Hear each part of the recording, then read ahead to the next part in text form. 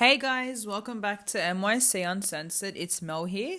So today's topic is one that I'm sure so many students are going through right now, which is their final HSC exams.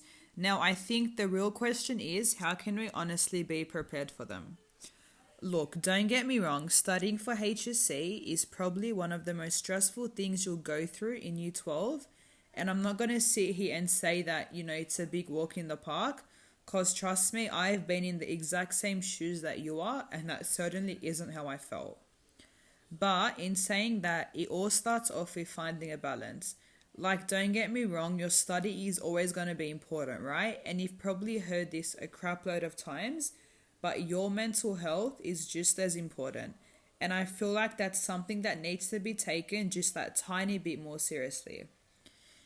For someone that's studying criminal law and social work, you would think that my HSC was, just a big walk in the park. But honestly, that's far from it. I honestly had so much anxiety and panic.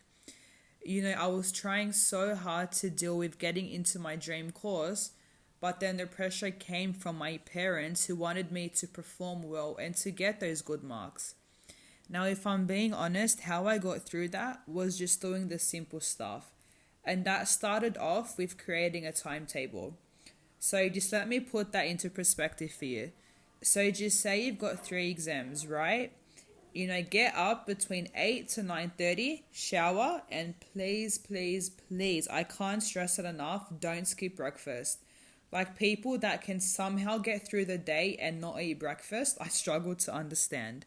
And take some advice also on a personal level. During your breakfast, have some solid protein and just food that will get you through the day.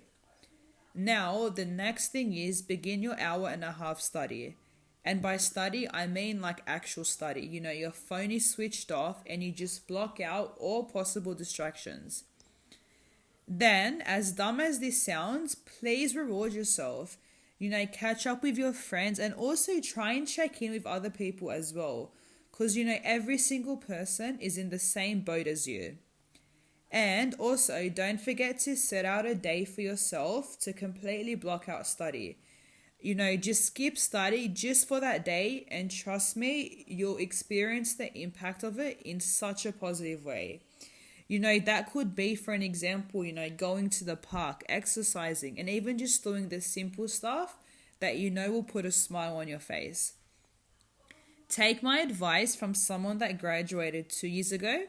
Do past papers under exam conditions, which is almost like you're doing the real thing.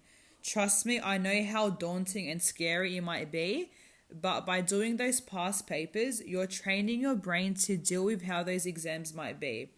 And I'm not quite sure if it's still the same thing, but I think the current English paper goes for an hour-and-a-half to 2 hours, I think. Anyways, put a timer and completely hide that timer.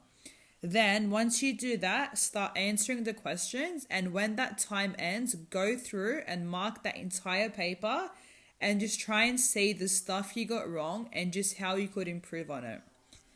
And oh my gosh, please don't be one of those people that studies every single day, doesn't speak to anyone, shuts their door, and just stuff like that. Because trust me, all that's going to do is burn yourself out and overwhelm you 20 times more than you already are. Like, is that really worth putting yourself through that?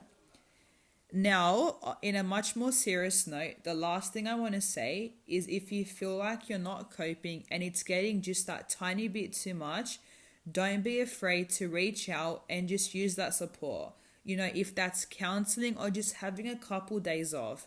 Because trust me, don't take shame in trying to get better.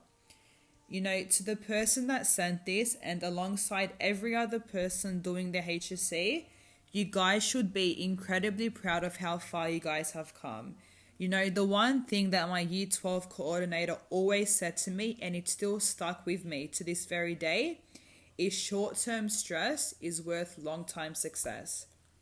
Okay, this brings this podcast to an end. As always, if there's any questions you guys have, please don't be afraid to send them through. All the available links will be put in the description below. Thanks, guys.